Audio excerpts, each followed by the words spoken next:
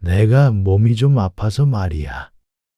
아버지, 제발 아프다는 얘기 좀 그만하세요. 들을 때마다 제가 더 지치는 기분이에요. 뭐라고? 내가 뭐 병원에 같이 가자 소리를 하냐? 아니면 아프니까 병원비를 달라고 하더냐? 저도 제 삶이 있어요. 저도 지치는데 아버지의 그 아프다 소리를 들으면 힘이 빠져요. 투정 부리는 것도 한두 번이지. 그래, 알았다. 이제는 투정 안 부리 마. 오늘 이야기 속 주인공은 75세 박성남 씨입니다. 그리고 그의 아들과 며느리에 관한 이야기이죠. 박 씨는 젊어서 건강을 챙기지 못한 것이 후회됐습니다. 아니, 잘 챙겼더라도 80 가까운 나이가 되면 밖은 고장나고 안은 병들게 되어 있었죠. 자식들 키우며 사느라 스스로를 돌보지 못한 탓이었습니다. 그런데 부모가 아프다고 말하는 게 지긋지긋하다는 자식. 생각해보면 입버릇처럼 그랬는지도 몰랐습니다. 하지만 자식들 공부시키고 유학 보내고 하느라 밤낮 없이 일했던 박 씨는 억울했습니다. 아프니 좀 데리고 살아달라고 한 것도 아니었고 병원에 같이 가달라고 부탁한 적도 없었습니다. 늙은 부모가 어디가 안 좋은지 들여다보는 게 그렇게 싫었던 것인지 지난 세월이 서글펐습니다. 늦은 밤 열이나 아파하던 어린 아들을 들쳐매고 병원까지 뛰어갔던 수십 년 전 기억이 떠올랐습니다. 자식이 아프면 내 마음은 찢어졌던 그때를 생각하자면 부모와 자식의 마음은 결코 같을 수 없구나 싶었습니다.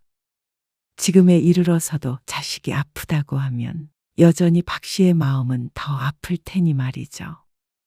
박 씨는 그런 자식과 이제 더는 부대끼며 살고 싶지 않았습니다. 도움받을 때나 살가워지는 그런 자식이라면 박 씨의 인생에서는 더는 필요 없게 느껴졌습니다.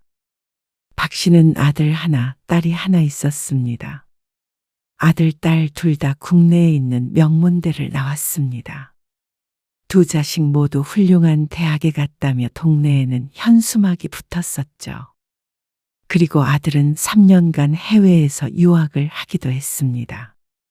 그렇다면 박 씨가 엘리트였느냐? 그건 아니었습니다. 중학교까지 밖에 나오지 못했죠. 그리고 그건 아내도 마찬가지였습니다.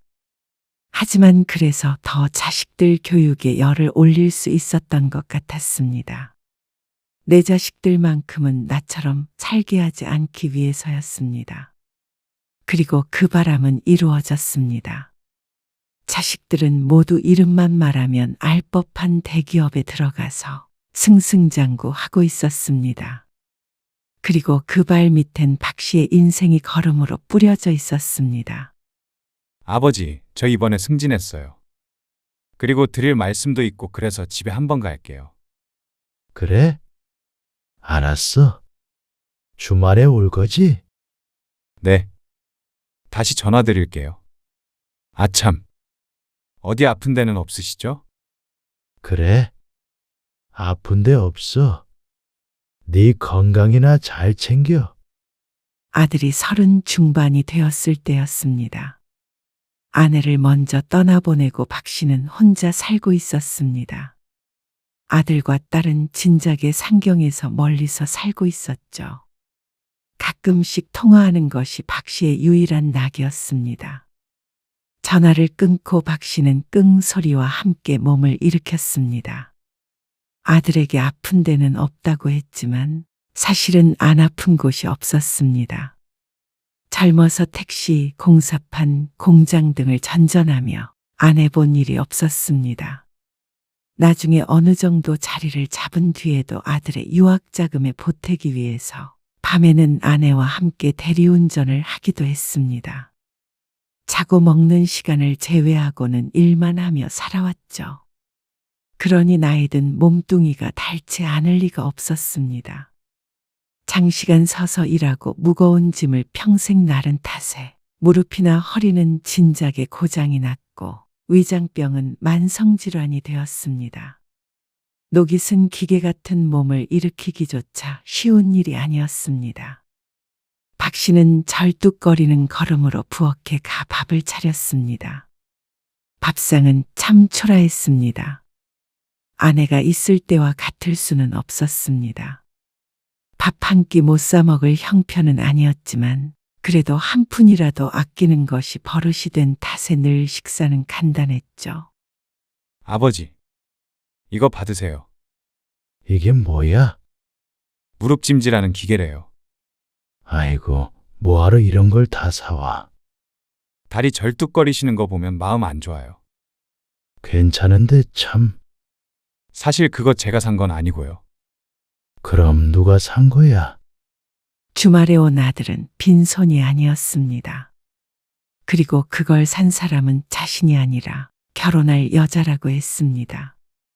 같은 직장에서 만난 처자라고 하는데 내년 봄에는 식을 올리고 싶다고 했죠. 결혼을 하겠다고? 아들 나이도 이른 나이가 아니라 그 소식이 참 반가웠습니다. 얼른 손주를 보고 싶은 마음도 있었습니다. 그런데 아들이 조심스럽게 말을 꺼냈습니다. 그런데 신혼집은 그 말에 박 씨는 정신이 번쩍 들었습니다. 그리고 몸을 일으켜 천천히 안방으로 향했습니다. 잠시 뒤에 박 씨의 손엔 통장이 하나 들려 있었는데 참 낡기도 낡은 통장이었죠. 이거 너 장가 갈 때 주려고 모아둔 돈이야. 그 말에 아들의 얼굴이 환해졌습니다. 나이는 먹었지만 유학 생활도 하고 혼자 지내는 탓에 생활비도 이래저래 많이 들었기에 모아둔 돈이 크지는 않을 것이었습니다. 그래서 내심 걱정을 하고 있었던 모양인지 박 씨가 건네는 통장을 기쁘게 받아들었습니다. 언제 이렇게 큰 돈을 모으셨어요? 아내가 죽기 전까지는 함께 식당 일을 했었는데 그래도 벌이가 괜찮았습니다. 식당 일을 하면서도 이런저런 일을 부업으로도 많이 했으니 돈은 차곡차곡 쌓였습니다. 그렇지만 허투루 쓰지 않고 자식들 학비나 생활비를 보탤 때나 쓰곤 했죠. 아들, 딸이 결혼을 하게 되면 분명히 목돈이 나갈 것이기에 오래전부터 대비를 하기도 했습니다. 그러니 이렇게 아들을 빈손으로 장가 보내지 않게 된 것에 스스로 대견했습니다. 감사해요. 잘 살게요. 그래? 결혼 준비 잘하고. 그리고 얼마 뒤에 아들의 결혼식 날짜가 잡혔습니다. 며느리의 고향은 서울이라 거리가 너무 멀어서 상견례는 생략이 되었고 아들은 결혼 준비로 정신이 없어 보였습니다. 하지만 그 와중에 박 씨가 병원에 가는 날짜는 잘 챙겨서 꼭 전화를 줬습니다. 병원 다녀오셨죠? 그래? 아침 일찍 다녀왔지. 별 이상은 없다고 그래요? 혈압이 높긴 한데 괜찮아. 약도 받아왔고 그래. 무릎은요? 무릎은 다음 주에 물리치료 받으러 가. 걱정 마. 알아서 다녀올 테니까. 너는 결혼 준비 잘 돼가고 있는 거지? 네. 신혼집도 계약했어요. 다음에 초대할게요. 그리고 아들은 식을 올렸습니다. 며느리가 생기자 자식이 하나 더 늘어난 기분이었습니다. 어쩔 때는 딸보다도 더 박 씨를 잘 챙겼습니다. 아버님, 택배로 무릎에 좋은 한약 지어 보냈어요. 뭐? 바쁜데 별걸 다 신경 쓰고 그래. 물리치료 받고 있는데 말이야. 그래도요. 민성 씨가 아버님 걱정 많이 해요. 알지? 아무튼간 고맙다. 다른데 아픈 데는 없으시죠? 소화가 잘 안 되기는 하는데 약 챙겨 먹고 있어. 어머, 그러면 소화 잘 되는 약도 지을 걸 그랬네. 아니야. 너희 건강이나 신경 써. 박 씨는 무척 기분이 좋았습니다. 그래도 자식들이 아픈 걸 알아주니까 참 복받았다고 생각했습니다. 그런데 그것도 한때였습니다. 지금 와서 생각해보면 신혼집을 해줬던 것에 며느리 나름대로 보답 차원의 신경을 써줬던 것 같았습니다. 그 뒤로도 경제적으로 도움을 줄 때만 그렇게 살가워졌던 며느리였으니 말이죠. 며느리가 아이를 낳고 아들이 회사의 무슨 책임자가 되면서 연락이 뜸해졌습니다. 너희 엄마라도 살아있었으면 올라가서 애도 봐주고 할 텐데. 아니에요. 도움이 구했어요. 걱정 마세요. 그래? 잘했다.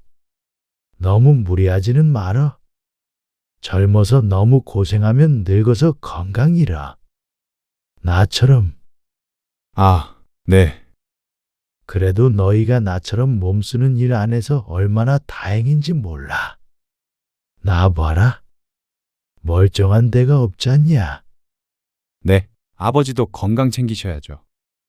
내 걱정은 말고 쉬엄쉬엄 일해. 아무리 머리 쓰는 일이더라도 말이야. 네. 그렇게 할게요. 며느리도 아이를 키우다가 다시 회사에 다니기 시작했고 여러모로 바쁜 모양이었습니다. 그래서 좀처럼 연락이 안 되다가 모처럼 전화가 와서 박 씨는 조금 들떴습니다. 그러니 이런저런 얘기를 하다가 10분이 훌쩍 지났죠. 저 아버지, 이만 끊어야 할 것 같아요. 그래? 어서 일 봐라. 그러고 나서 한참을 또 연락이 없었습니다. 딸이 가끔 전화를 하기는 했지만 딸도 먹고 살기 바쁘기 때문에 길게 통화를 하지는 못했습니다. 그러다 박 씨의 건강이 안 좋아졌습니다. 오래도록 소화불량에 시달렸는데 위에 문제가 생긴 듯 간헐적으로 통증이 지속됐습니다. 때마침 아들에게 시골 김치를 좀 보내주기 위해서 전화를 걸게 되었습니다. 바쁘냐? 아니요. 말씀하세요. 이번에 말이야. 그런데 입을 떼자마자 배가 찌릿하는 바람에 잠시 말을 멈췄습니다. 왜 그러세요? 이상하게 배가 아프네. 한 보름 된 것 같아. 이제는 가만히 있어도 배가 아플 때가 많아. 꼭 누가 뱃속을 꼬집는 것처럼. 그런데 말을 하는 중간에 아들이 말어리를 끊으며 말했습니다. 편찮으시면 병원에 가셔야죠. 그렇다고 병원 갈 정도는 아닌 것 같은데. 그걸 왜 아버지가 판단하세요? 아프시면 이렇게 전화하실 게 아니라 바로 병원으로 가보세요. 어쩐지 차갑게 느껴지는 아들의 목소리에 박 씨는 잠시 말문이 막혔습니다. 귀찮음이 가득하다고 느껴지는 것은 박 씨의 착각일는지 더 심해지면 병원에 갈 생각을 하고는 있었지만 아들의 반응에 기분이 조금 상했습니다. 멀리 있는 제가 그런다고 뭘 해드릴 수 있는 게 아니잖아요. 그 말 하시려고 일하는 아들한테 전화 거신 거예요. 아파서 전화한 건 아니고 너희 저번에 김치 다 먹었다고 그랬던 게 생각나서 택배로 보내주려고 했지. 아, 아들이 잠시 침음하더니 대답했습니다. 김치 이제는 보내지 마세요. 사 먹으면 되니까. 그래? 알았다. 박 씨는 어쩐지 쓸쓸하게 전화를 끊었습니다. 아들이 무언가 기분이 안 좋은 일이 있나 보다 생각했습니다. 그래서 고개를 흔들어 머릿속에서 지우려고 노력했습니다. 자식이 바깥일을 하다 보면 이런 일도 있고 저런 일도 있을 텐데 부모가 그것에 과민 반응하면 안 된다고 생각했습니다. 그런데 시간이 흐르면 흐를수록 아들이 퉁명스러운 것은 일 때문이 아니라 자신 때문이라는 걸 깨닫게 되었습니다. 명절에 아들 가족이 내려왔습니다. 박 씨는 그래도 명절 분위기를 내고자 전도 부치고 자신 있는 요리도 몇 가지 준비했습니다. 저희 왔어요. 그래? 왔어? 고생 많았다. 조금만 기다려봐라. 저녁 차쳐줄 테니까. 명절 전날 저녁에 도착한 아들 가족. 박 박 씨가 절뚝거리는 걸음으로 주방을 오고 갔습니다. 혼자 있으면 김치에 콩자반 정도가 다일 테지만 아들네가 온다니 정성을 다했죠. 아내처럼 으리으리하게는 못하더라도 그럴싸한 상을 차려내고자 했습니다. 며느리는 아이를 챙기느라 바빠 보였습니다. 아들은 거실 소파에 앉아서 TV를 봤습니다. 그러니 주방에는 박 씨 혼자였죠. 아이고, 냄비를 옮기다가 다리 힘이 살짝 풀리는 바람에 식탁 위에 쿵 소리를 내며 부딪혔습니다. 다행히 냄비 안에 든 찌개는 무사했습니다. 그러자 거실에 있던 아들이 주방 쪽으로 왔습니다. 나는 괜찮아. 걱정하는 말이 들려올 줄 알고 괜찮다고 했는데 아들의 입에서 나온 말은 다른 것이었습니다. 그냥 좀 사 먹거나 하면 안 돼요? 왜 사람 마음 불편하게 그렇게 절뚝거리면서 일을 하세요? 누굴 원망하려고. 뭐? 누굴 원망하다니. 박 씨는 당황하며 대꾸했습니다. 조금 비틀거린 것을 가지고 자신이 누굴 원망한다는 것인지 몰랐습니다. 몸 안 좋으면 그냥 가만히 계시면 되잖아요. 나는 너희 오니까 이것저것 좀 해주려고 했지. 내일 성희도 오고 말이야. 부모가 돼서 명절에 자식들 오는데 아무것도 안 해주면 쓰냐? 그러니까 그냥 사 먹으면 되잖아요. 아들의 말에 서운했습니다. 하지만 그것도 자신을 걱정해서 하는 소리겠거니 하고 굳혔던 표정을 풀었습니다. 알았다. 다음부터는 사 먹으면 되잖냐? 그러자 아들 뭐라 더 말하려고 하다가 한숨만 쉬고 뒤돌았습니다. 박 씨가 마저 음식 준비를 하는데 아들 며느리는 사이 다 차려질 때까지 거실에 있었습니다. 잠시 뒤에 밥을 먹는데 어쩐지 분위기가 조금 무거운 듯 했습니다. 이것 좀 먹어봐. 차례를 안 지내도 저는 먹어야 명절 지낸 것 같지. 네. 먹고 있어요. 아버지는 왜 안 드세요?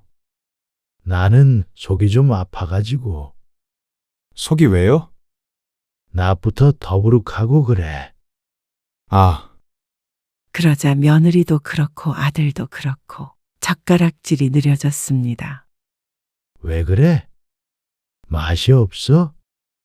그러자 아들이 숟가락을 내려놓으며 말했습니다. 자꾸 여기 아프다 저기 아프다 하시니까 그렇죠. 드시지도 않을 음식을 저희 때문에 요리했다고 그러면 저희가 좋겠어요. 마음 불편하게. 속이 안 좋아서 그래. 너희는 얼른 먹어. 그러자 마지못해 젓가락을 드는 아들. 하지만 영 신경이 쓰이는지 참 맛없게도 먹었습니다. 물이라도 갖다 줘야겠다 싶어서 의자에서 일어나는데 끙 하고 앓는 소리가 났습니다. 앉았다 일어나면 늘상 그랬습니다.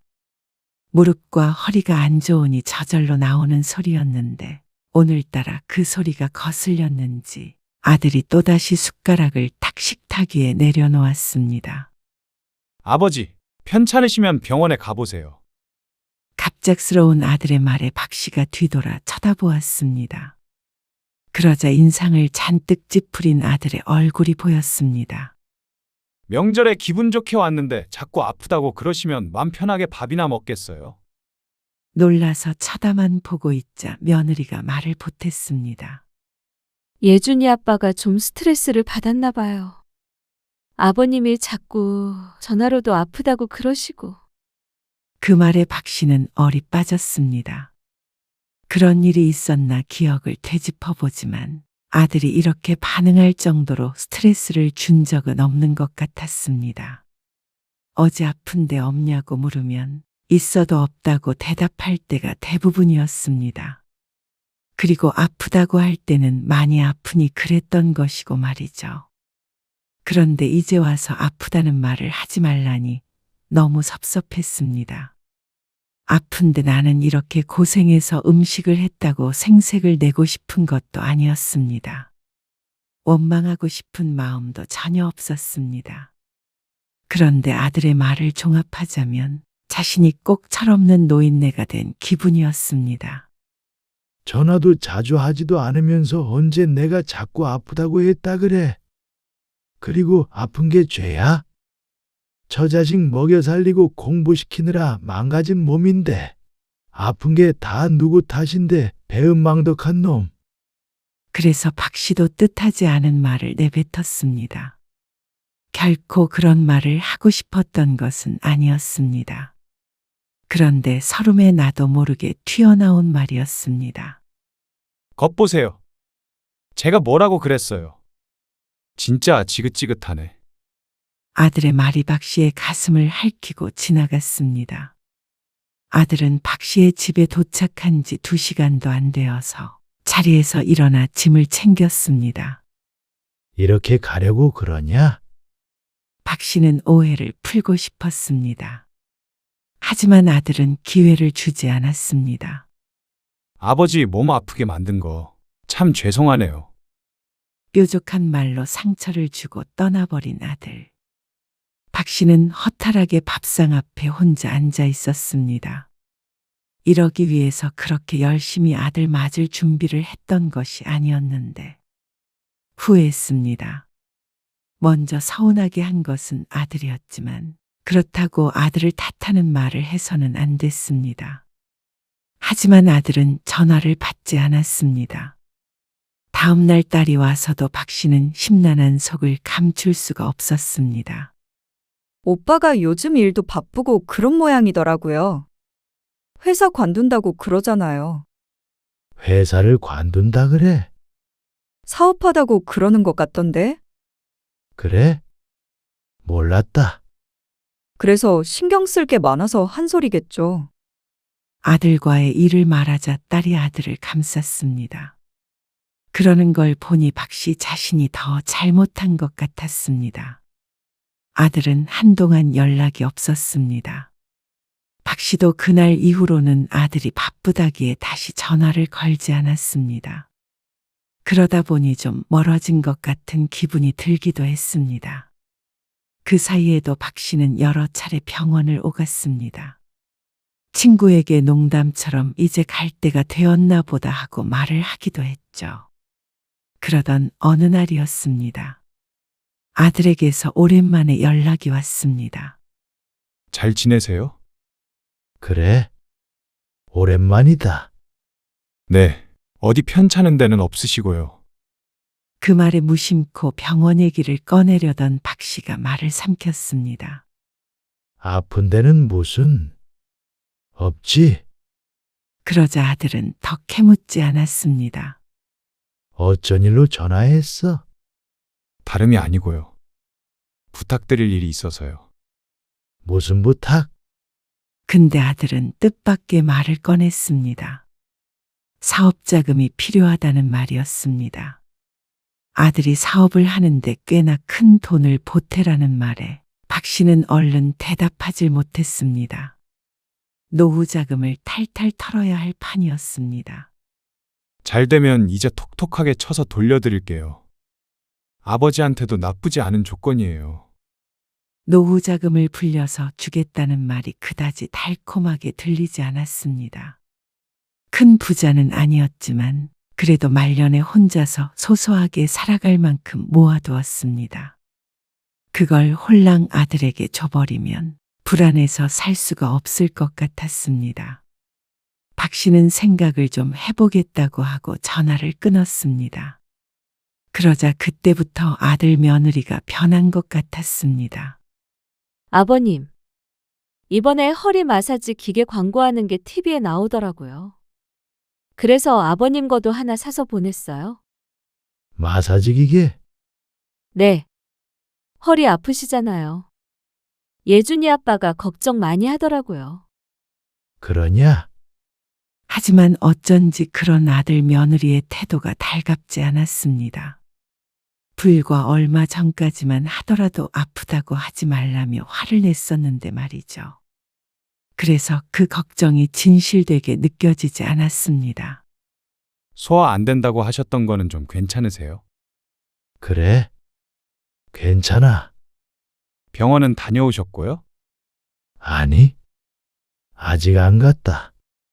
언제 한번 그럼 제가 모시고 갈게요. 뭐? 네가? 병원에 같이 가자고 하는 소리는 처음 들어본 것이라 놀랐습니다. 서울에서 여기가 거리가 얼마인데 같이 가자고 하는 것인가 싶기도 했습니다. 됐어. 아프면 내가 알아서 갈게.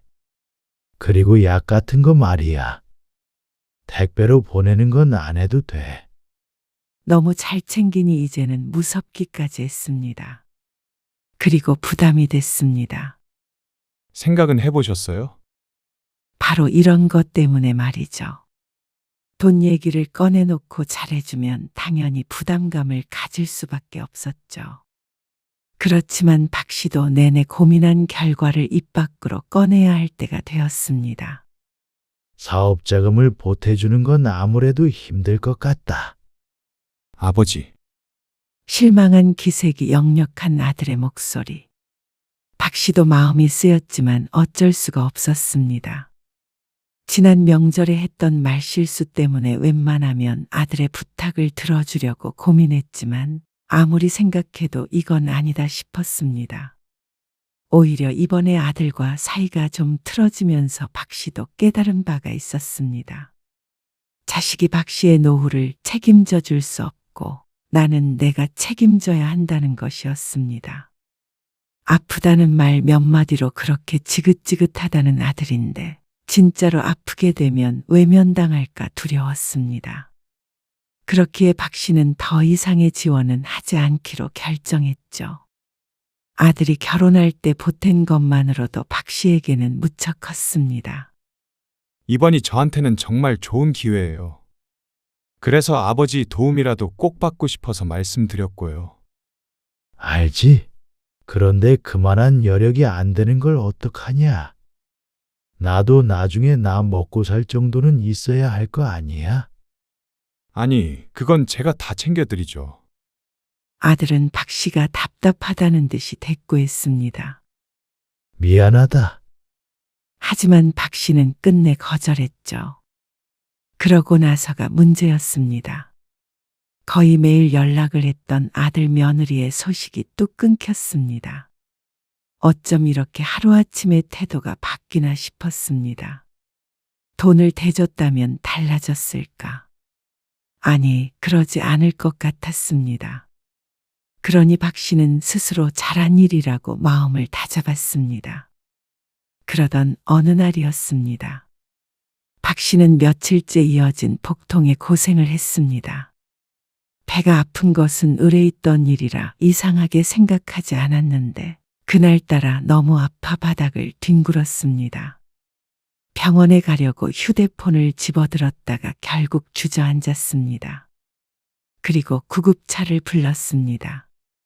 식은땀이 나고 뱃속은 누가 쥐어짜고 있는 듯한 통증이 느껴졌습니다. 한참 기다리자 구급차가 도착했습니다. 그리고 그날 박 씨는 병원에 입원하게 되었죠. 딸이 박 씨의 연락을 받고 급히 병원으로 왔습니다. 그리고 박 씨는 위암이 의심된다고 했습니다. 조직 검사를 해야 알겠지만 그러한 가능성이 있다는 말에 눈앞이 깜깜해졌습니다. 그러게 조금 아프셨을 때 바로 병원에 오셨어야죠. 딸의 타박을 듣고도 멍한 상태였습니다. 딸이 잠시 자리를 비우고 박 씨는 생각에 잠겼습니다. 아들의 얼굴이 떠올랐죠.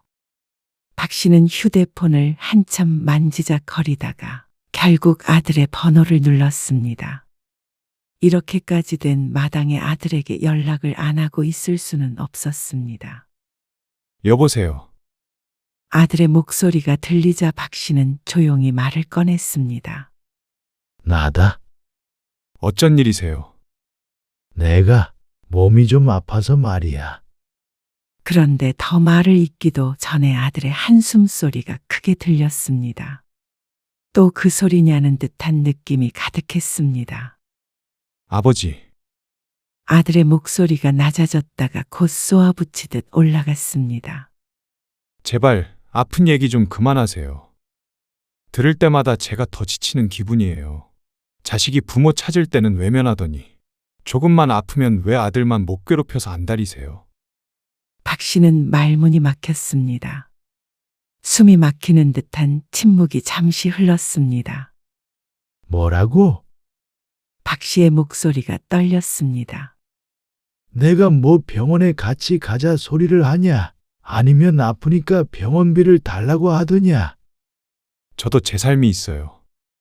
저도 지치는데 아버지의 그 아프다 소리를 들으면 힘이 빠져요. 투정 부리는 것도 한두 번이지. 그래. 알았다. 이제는 투정 안 부리 마. 그러고 전화를 뚝 끊어버렸습니다. 너무 괘씸해서 참을 수가 없었습니다. 박 씨는 큰 병에 걸렸어도, 아니 설령 자신이 죽더라도 아들에게 알리고 싶지 않았습니다. 다시는 아들 얼굴을 보고 싶지 않았습니다. 그런데 이튿날 아들에게서 다시 전화가 왔습니다. 전화를 받지 않았더니 계속해서 왔습니다. 아버지, 제가 오빠한테 연락했어요. 뭐? 말하지 말라니까. 그러고는 박 씨는 전화를 받지 않았습니다. 그리고 며칠 뒤 조직검사 결과 위암이 아니라는 말을 듣게 되었습니다. 10년 감수했다고 생각했습니다. 적은 나이는 아니었지만 그래도 앞으로 못해도 10년은 더 살지 않을까 싶었습니다. 암에 걸렸을지도 몰랐다고 생각하면 모골이 송연했습니다. 이제라도 건강에 더 신경 쓰며 살아야겠다 싶었죠. 퇴원할 때 아들이 찾아왔습니다. 아버지, 죄송해요. 병원에 계신지 모르고. 됐다. 지긋지긋하게 아픈 애비 보러는 왜 왔냐? 그런 게 아니었어요. 성의가 있으니까 너는 이만 가봐라. 박 씨는 아들을 집에 들이지 않았습니다. 대신 딸의 부축을 받았습니다. 하지만 딸도 직장에 다니는지라 더 이상 왔다 갔다 할 수는 없었습니다. 박 씨는 결국 집에 혼자 남았습니다. 문득 외로운 기분이 들었지만 이제는 떨쳐내야 했습니다. 남은 평생을 자식에게 기대어 살 수는 없다는 걸 깨달았습니다. 그렇다면 박 씨도 홀로 살아가는 연습이 필요했죠. 퇴원하고 몸이 어느 정도 회복되자 박 씨는 동네 복지관에 등록했습니다. 아침에 노인들을 대상으로 요가를 알려주는 프로그램이 있었는데 요가라고는 전혀 모르고 몸도 뻣뻣하지만 나이 든 사람한테 좋다고 하기에 한번 도전해 보았죠. 그리고 며칠 뒤에는 새로 개강한 붓글씨 수업도 듣게 되었습니다. 자식들과 통화하는 걸 낙으로 삼았던 지난 날이 떠올랐습니다. 어쩌면 아들이 박 씨를 부담스러워했던 것도 아들의 잘못만은 아닌 듯 했습니다. 자꾸만 아프다고 했던 것도 사실이었고 말이죠. 그렇다면 아들만 탓할 수는 없었습니다. 박 씨도 모르게 자식들에게 기댔던 게 맞았습니다. 그리고 돈 얘기가 오가기 전까진 아들 며느리가 박 씨를 잘 챙겼던 것은 부정할 수 없는 사실이었습니다. 어쩌면 그래서 자신도 모르게 응석을 부렸는지도 몰랐습니다. 얼마 뒤에 아들이 찾아왔습니다. 그러고는 사과를 했습니다. 그때 전화로 그렇게 말씀드린 거 죄송해요. 그리고 명절에도 제가 너무 심했어요. 고개를 숙이며 하는 말에 박 씨는 침묵하다가 입을 열었습니다. 다 잊었다. 틀린 말 한 것도 아니고. 아니에요. 그렇게 고생해서 유학도 보내주셨는데 고작 그런 이유로 아버지 탓한 거 다 제 잘못이에요.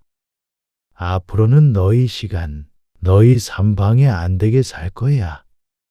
아버지, 너 탓하는 거 아니다. 그냥 그렇게 사는 게 맞다는 걸 깨달은 거지. 그 말은 사실이었습니다. 아들이 했던 말들이 가슴에 박혔고 아직도 문득 쓰라린 감정이 들긴 했지만 이제는 아들을 탓하지 않았습니다. 대신에 너도 내가 사업자금 안 보태줬다고 서운해 말어. 돈 몇 푼 보태놓고는 자식에게 의탁해 사는 부모가 되고 싶지 않으니까. 네, 무슨 말씀이신지 알아요. 아들과의 대화는 길지 않았지만 서로가 마음 한쪽을 내려놓는 순간이었던 것 같았습니다.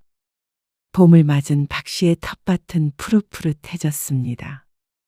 각종 농작물을 수확했지만 전부 박 씨의 냉장고 안으로 들어갔습니다. 예전 같으면 아들에게 보내줄 생각부터 했을 텐데 이번에는 동네 사람들과 나눴죠. 박 씨는 이제 자식에게 더는 퍼붓지 않고 또 반대로 기대조차 하지 않기로 했습니다.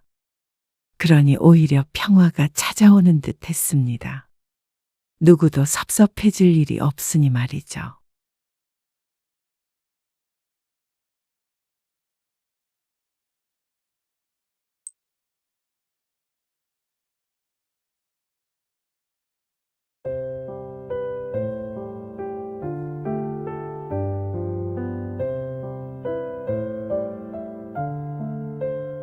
여기에다가 이러시면 안 돼요. 왜 안 돼요? 여기가 그쪽 땅인가 보죠? 제 땅이 아니라 공용 공간이잖아요. 공용 공간이든 말든 놀고 있는 빈 땅에다가 뭐 좀 심는 게 왜 안 된다는 거예요? 내 참 어이가 없네. 별게 다 난리야. 뭐라고요? 내가 상추 좀 심는 거랑 대기랑 무슨 상관이길래 이래요? 여기가 바로 제 집 앞이잖아요. 냄새도 나고 벌레도 날아다니고 그래요. 시끄럽기도 하고요. 댁은 라디오도 안 듣고 사나 보죠? 노래 싫어하는 사람은 처음 봤네. 그리고 냄새가 나면 얼마나 난다고 그래요? 그렇게 유별나게 살면 본인만 피곤하지? 오늘 이야기 속 주인공은 64세 양만호 씨입니다. 그리고 그가 사는 아파트 주민에 관한 이야기이죠. 양 씨는 말년에 이사한 아파트에서 황당하고도 재미있는 경험을 했습니다. 양 씨에게 이런 일이 있을 거라고는 생각도 못했습니다. 워낙 사람들과 갈등이 있는 걸 싫어하는 성격이라 웬만한 일이 있어도 참았기 때문에 누군가와 이렇게 다투거나 하는 일이 좀처럼 없었기 때문이었습니다. 아파트 화단에서 농사를 짓는 노인. 그게 바로 양 씨의 이웃이었습니다. 공용 공간에 그런 짓을 하는 것도 문제였지만 더 큰 문제는 그게 바로 양 씨의 집 앞이라는 것이었습니다. 냄새와 벌레 때문에 수없이 많은 다툼이 오갔습니다. 말년에 평생 살 집이라고 생각했는데 이사까지 고려했을 정도였습니다. 그런데 그런 아나무인 때문에 평화를 위협받고 피해자인 자신이 이사를 가야 하는 현실이 불합리하게 느껴졌습니다. 그래서 양 씨는 그 여자에게 눈에는 눈, 이에는 이가 무슨 말인지 알려주고자 했습니다. 양 씨는 평생 공장에서 일했습니다. 35년간 일하고 퇴직했는데 오래 서서 일했던 탓에 무릎이 성치 않았습니다. 그래서 퇴직 후 이사를 고려하게 되었습니다. 자식들은 이미 출가한 지 오래였고 두 사람만 사는데 넓은 집이 필요 없기도 했습니다. 무엇보다도 계단이 없는 저층으로 갈 생각이었습니다. 단독주택 같은 곳 어때요? 단독주택? 텃밭도 가꾸고 꽃도 심고 뭐 그러면 좋지 않을까? 다들 그게 꿈이던데. 당신 농사 지을 줄 알아? 꽃도 안 좋아하잖아. 그렇긴 하죠. 가꾸는 게 귀찮다며 집에 화분 하나 없었습니다. 다들 단독주택으로 가고 싶어 하니 생각한 것이겠지만 그랬다가는 후회하게 될 것 같았습니다. 그래서 양 씨 부부는 오래 살던 아파트를 팔고 새 아파트로 이사하게 되었습니다. 평수는 훨씬 작지만 신축 아파트라 깨끗하고 단지가 넓어 시설적인 면에서는 전에 살던 곳보다 무척 좋았습니다. 애들 와서 놀기에도 좋네요. 1층이니까. 그렇지? 그것 때문에 1층으로 온 것도 있지. 딸들도 새 집에 방문해서 좋아했습니다.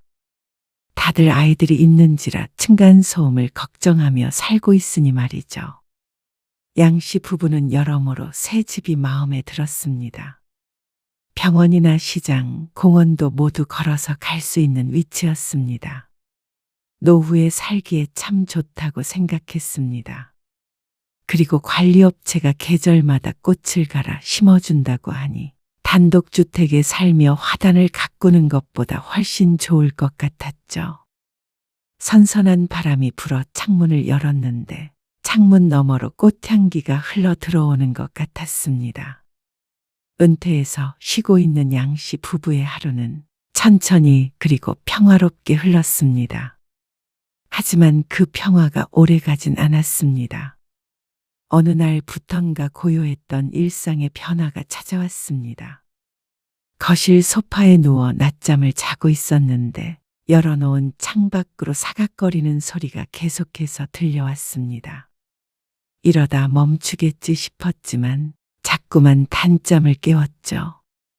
그리고 이어서 웬 트로트 노래가 들렸습니다.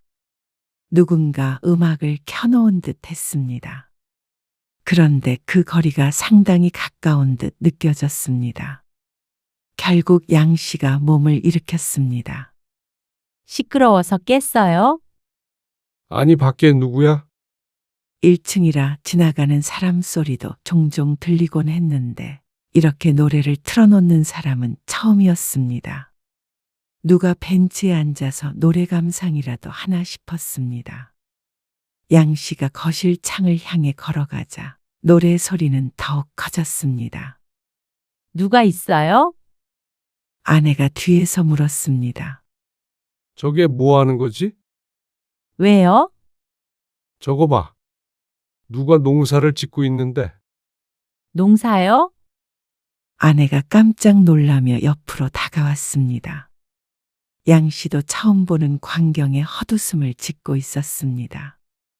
창밖으로 내다보니 회색 등산 모자에 꽃무늬 장갑을 낀 노부인이 화단 한 켠을 넓게 파헤치고 있었습니다. 그리고 그 옆에는 모종 상자, 삽, 호스까지 있었습니다. 꽃 심는 거 아닐까요? 저 모종이 꽃이 아니잖아. 상추도 있고 방울토마토도 있는 것 같은데. 어머, 정말이네. 공용 공간에 저래도 되나 모르겠어. 허락을 받았나? 갈 때까지 창문 닫고 있자. 양 씨의 집 바로 앞에 있는 공간이라 조금만 목소리를 키우면 들릴 것 같았지만 양 씨는 괜한 분란을 만들지 말자 싶어서 창을 닫았습니다. 그런데 며칠째 날씨가 좋음에도 불구하고 양 씨는 창문을 열고 지낼 수가 없었습니다. 아이고, 이게 무슨 냄새야? 문을 여는 순간 코를 찌르는 퀴퀴한 냄새가 확 들이닥쳤습니다. 웬 축사 냄새 같은 게 나는데? 이 근처에 축사가 있을 리가 없지. 그럼 이게 무슨 똥 냄새야? 아내도 코를 틀어막고 있었는데 그만큼 냄새가 지독했습니다. 지나가며 맡았다면 참을 만한 정도였는데 꼭 누가 집 앞에다가 똥을 뿌려놓은 것 마냥 은은하게 풍겨오는 악취가 사라지지 않았죠. 누가 강아지 산책시키고 뒤처리를 안 했나 보다. 그런데 그게 아니었습니다. 며칠이 지나도 냄새가 사라지지 않았습니다. 이게 개똥 냄새가 아니야. 그럼 뭔데요? 그 사람 있잖아. 여기에 농사 짓던. 그 사람이 비료를 뿌린 것 같은데. 비료를? 냄새의 정체는 화단에 만들어 놓은 텃밭에 뿌린 비료였습니다. 그걸 집 앞에다가 뿌려놓으니 냄새가 안 날 수가 없었죠. 날씨가 창문을 열고 생활하면 딱 좋은 때였습니다. 창을 닫으면 조금 덥고 에어컨을 켜는 날씨는 더욱 아니었죠. 같은 아파트 주민인 것 같아서 따로 말을 하지는 않았는데 점점 도가 지나쳐 가고 있었습니다. 오죽했으면 딸들도 손주들과 놀러와서 코를 틀어막았을 정도였습니다. 아니, 자꾸 집에 날파리가 돌아다녀요. 그러게. 계속 보이네. 저것 때문 아닐까? 아내의 말에 창밖을 보자 텃밭에 웬 과일 껍질 같은 걸 뿌려놓았습니다.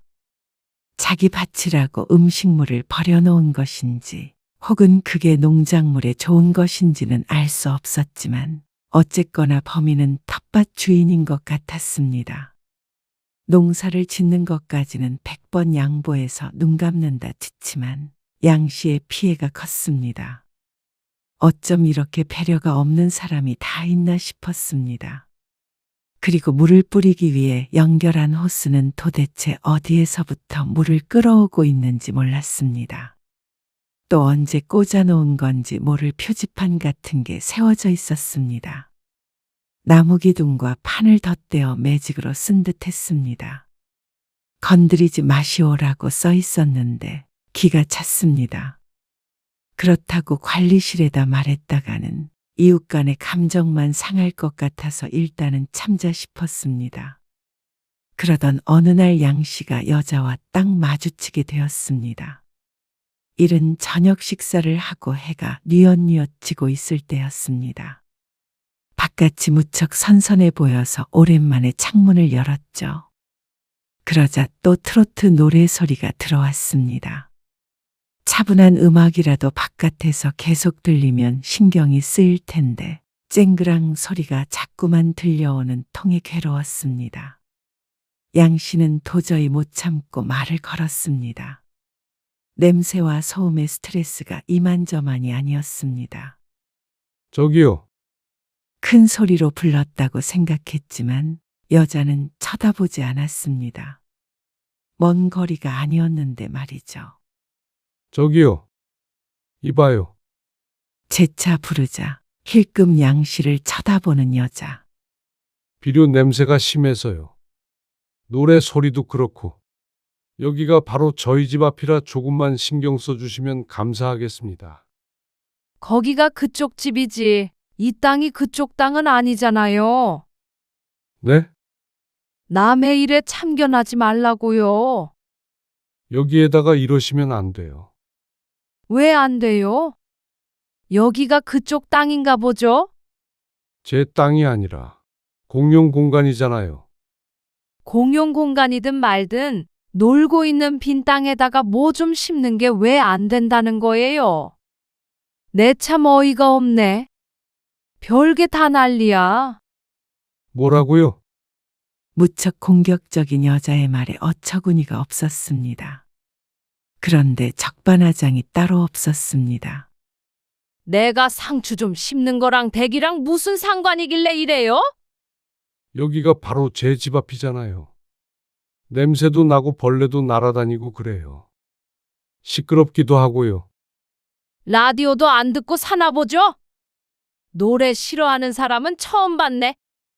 그리고 냄새가 나면 얼마나 난다고 그래요? 그렇게 유별나게 살면 본인만 피곤하지? 대화가 되지 않는 여자였습니다. 교양이라고는 눈꼽만큼도 없어 보였습니다. 잘못은 자신이 해놓고는 오히려 양 씨를 나무라는 게 기가 찼죠. 다 같이 사는 아파트에서 그러시면 안 되죠. 다 같이 사는 곳이니까 댁도 이해를 하고 살면 되잖아요. 냄새가 심하다니까요. 비료라도 안 뿌리면 모를까. 비료를 안 뿌리고 농사를 어떻게 지어요? 아이고, 냄새 나면 창문을 닫을 것이지. 궁시렁거리면서 할 일은 다 하는 여자. 더는 말을 이어갈 수가 없었습니다. 그날 저녁, 양 씨는 관리실에 첫 민원을 남겼습니다. 그리고 이튿날 관리사무소에서 나와 텃밭을 살폈습니다. 아, 이거 누가 이런 거지? 곤란한데. 누군지 보셨어요? 모자를 써서 얼굴은 잘은 못 보고 여자분이시던데. 그래요? 이건 저희가 조치를 하겠습니다. 그리고 이튿날 관리실에서 밭에 세워져 있던 표지판 위에 안내문을 붙여놨습니다.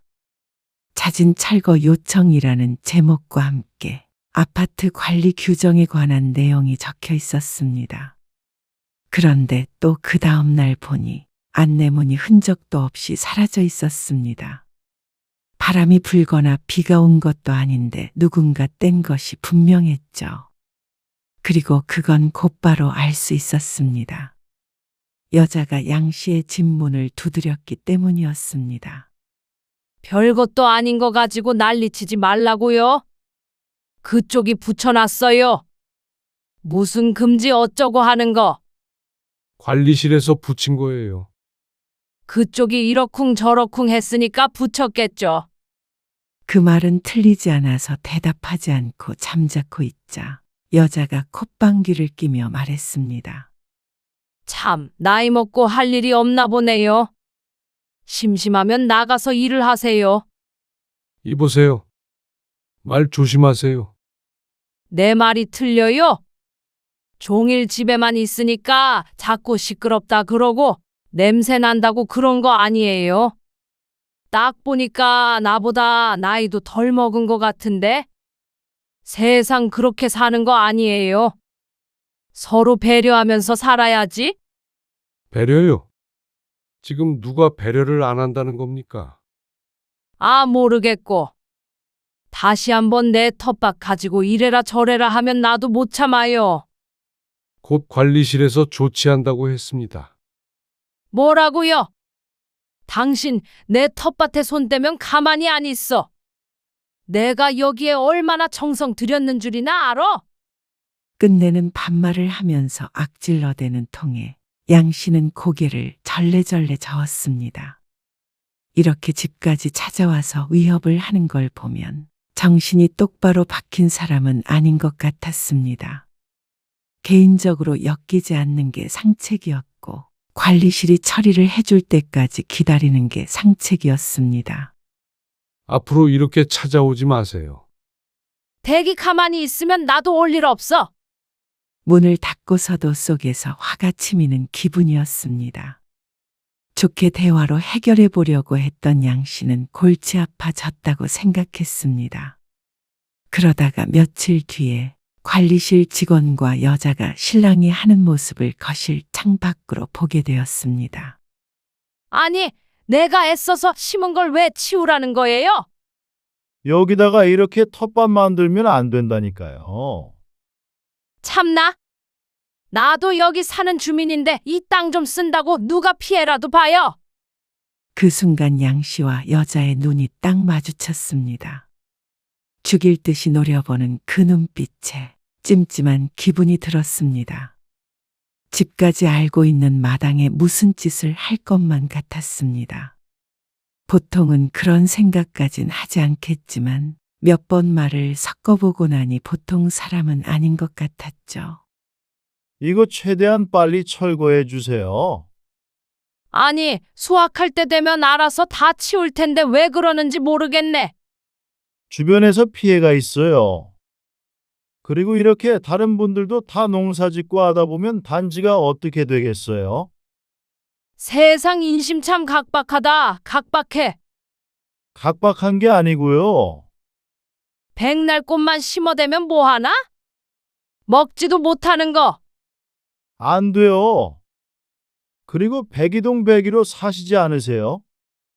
아니, 근데 그 앞에도 공간이 있는데 왜 남의 집 앞에다가 이러시는지 모르겠네. 관리실 직원의 말을 들으니 황당함이 더 컸습니다. 바로 옆동에 사는 사람인 듯 했습니다.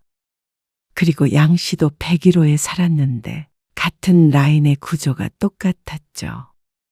그렇다면 자기 집 앞은 냅두고 굳이 양 씨의 집 앞에 농사를 짓는 이유는 명확했습니다.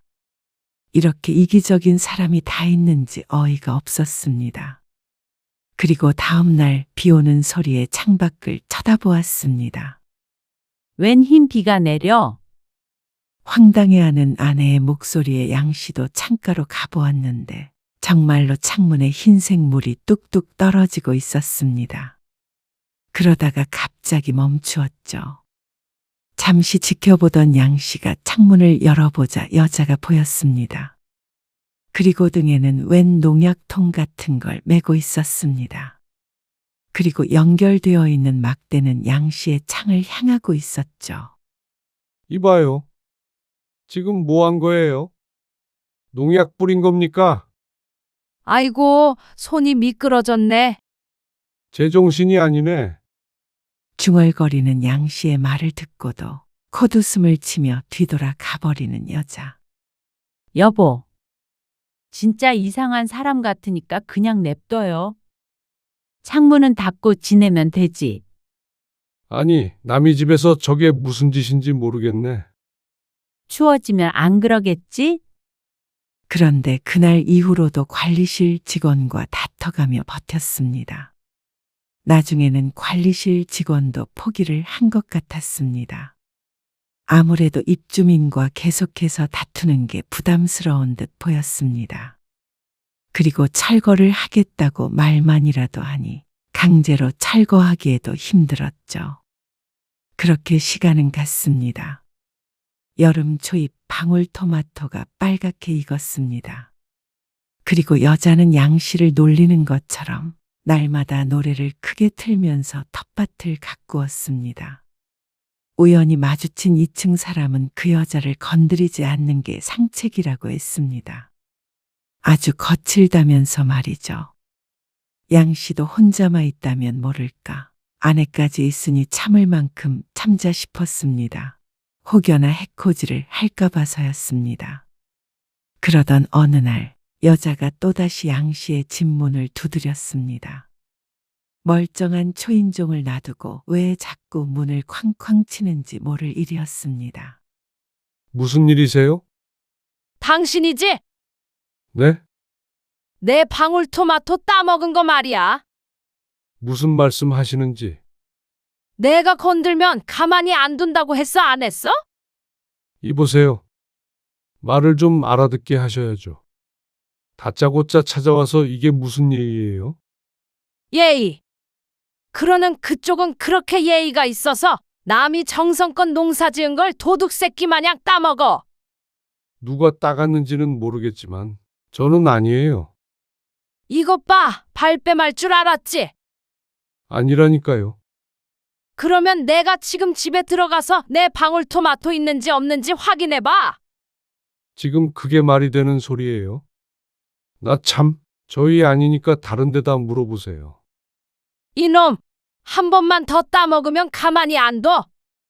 씩씩거리면서 돌아가는 여자를 보고는 얼이 빠져 있었습니다. 정말로 2층 여자의 말이 맞는 듯 했습니다. 이러니 관리실 직원도 학을 뗀 것이겠죠. 그런데 양 씨는 며칠 동안 생각에 잠겼습니다. 이렇게 넘어가면 다음에는 또 뭘 심을지 모를 일이었습니다. 아무도 못 말린다면 다음에도 그 다음해에도 양 씨는 창문 한 번 못 열어보게 생겼죠. 그리고 계속해서 여자와 마주쳐야 한다는 게 너무 싫었습니다. 늦은 밤 창밖으로 보이는 탱글탱글한 방울토마토를 한참 지켜보던 양 씨는 그 순간 이상한 오기가 솟았습니다. 여보, 방울토마토 먹고 싶지 않아? 방울토마토? 맛있지? 그래? 잠깐만 기다려봐. 당신 어디 가요? 양 씨는 건물을 돌아 나가 베란다 앞쪽으로 향했습니다. 옆구리에는 바구니도 하나 있었습니다. 그러고 나서 주변을 두리번거렸죠. 10분쯤 지났을까. 양 씨는 의기양양하게 집으로 돌아왔습니다. 이게 다 뭐예요? 어머나, 바구니에 가득 들어있는 방울토마토를 보고 아내가 깜짝 놀랐습니다. 아, 오다가 요 앞에서 주웠어. 말 그대로였습니다. 집 앞에서 주웠죠. 여보. 그러다 들키면 어쩌려고 그래요? 주인이 가만히 안 있을 텐데. 아파트에 열린 방울토마토의 주인이 어디 있어? 따지고 보면 주민 모두가 먹을 수 있는 거 아니야? 그래도 얼른 먹으라니까 그러네. 양 씨 부부는 그날 따온 방울토마토를 몽땅 먹어버렸습니다. 그리고 다음 날 낮에 여자의 목소리가 쩌렁쩌렁하게 울렸습니다. 이거 누구야? 누가 내 방울토마토를 먹었어? 양 씨는 그 목소리에 피식 웃고 말았습니다. 이봐. 101호. 당신이지? 자신을 부르는 소리에 양 씨가 거실 창을 열고 대꾸했습니다. 왜요? 뭐가 없어졌나 보죠? 씩씩거리는 여자를 보며 애써 웃음을 참았습니다. 너무한 거 아니야? 어떻게 남의 것을 훔칠 수가 있어? 남의 땅도 훔쳐서 농사 짓는 사람도 있는데요. 이게 당신 땅이야? 굳이 따지고 보면 제 지분도 있죠. 그리고 방울토마토 제가 먹은 거 아닙니다. 증거 있어? 증거는 그쪽이 돼야죠. 제가 먹었다는 증거. 할 말이 없어졌는지 여자는 열받은 표정을 짓고서 돌아가 버렸습니다. 양 씨의 말대로 양 씨가 따갔다는 증거가 없으니 말이죠. 그리고 관리실을 통해 들으니 여자가 CCTV를 보여달라고 했다고 했습니다. 하지만 그쪽까지 비추는 카메라는 없었죠. 여자에게는 안타까운 일이었습니다. 그리고 다음 날 보니 텃밭 주변으로 망이 쳐져 있었습니다. 어설프게 둘러진 담장의 양 씨는 혀를 찼습니다. 보기도 좋지 않았고 이게 뭐하는 짓인가 싶었죠. 양 씨는 늦은 밤 또다시 그 옆에 심어져 있던 상추도 한아름 따먹었습니다. 집 앞이다 보니 아주 쉬웠습니다. 여자는 또다시 소리를 치고 난리가 났습니다. 하지만 삼겹살과 함께 양씨 부부의 뱃속으로 들어가 버린 상추의 흔적을 여자가 찾아낼 수 있을 리 만무했습니다. 그러자 텃밭 옆에는 카메라 같은 게 설치되었습니다. 그리고 감시 중이라는 스티커가 붙어 있었는데 누가 보아도 장난감 같았습니다. 여보, 이제 그만하지? 오늘은 또 뭘 따볼까? 양 씨는 모형 카메라도 아랑곳하지 않고 슬리퍼를 끌고 나가 산책하듯 텃밭을 오갔습니다. 텃밭을 가려놓은 가림막은 양 씨에게는 아무 소용이 없는 것이었죠. 소리에서 먹으니까 더 맛있지 않아? 나중에 양 씨는 냄새고 뭐고 즐기기로 했습니다. 창문 닫고 사는 대가로 이 정도는 받아도 된다고 생각했습니다. 그리고 그날 밤도 양 씨는 토마토 하나를 또 집어 입에 넣었습니다. 조심스레 줄기를 잡고 빨간 것 하나를 딱 입에 넣자 과즙이 터졌습니다.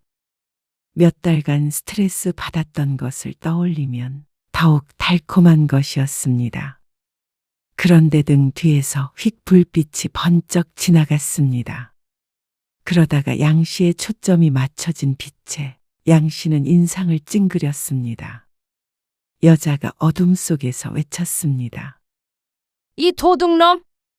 잡았다! 아이 깜짝이야. 역시 네 놈이었지? 내가 이럴 줄 알고 기다리고 있었다. 아이고 다들 자는데 시끄럽게 소리를 지르세요. 도둑놈이 말이 많네. 도둑이라니요?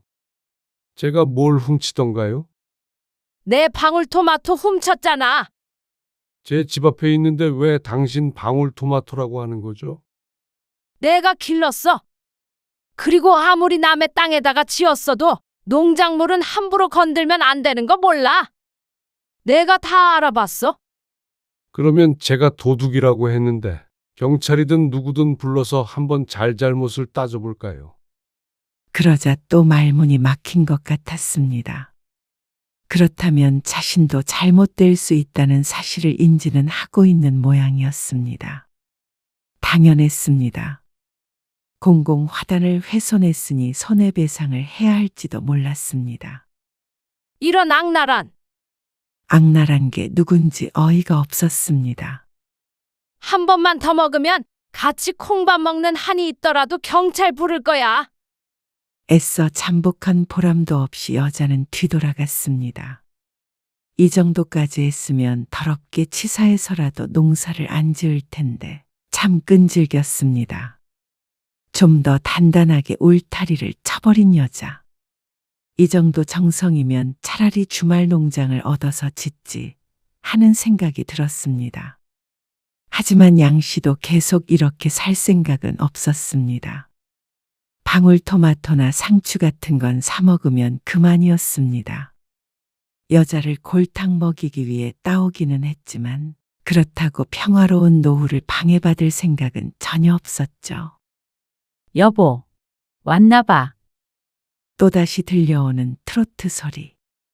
창문을 열자 콧노래를 부르며 텃밭에 과일 껍질을 버리고 있는 여자가 보였습니다. 그리고 양 씨는 양동이에 받아둔 물을 뿌렸죠. 여자를 향해 확 끼얹자 여자가 비명을 질렀습니다. 아이고, 창문 앞에 누가 있었나 보네. 이봐! 당신 미쳤어? 아니, 그러게 왜 남의 집 앞에 계세요? 이렇게 사람한테 물을 뿌려도 되는 거야? 내가 진짜 가만히 안 있을 거야? 그러더니 여자는 관리실 직원을 데리고 왔습니다. 경비 아저씨까지 총출동이었습니다. 이 사람이 나한테 물을 뿌렸다고? 아니, 그러게 왜 거기 계셨어요? 그런데 직원조차 여자의 편이 아니었습니다.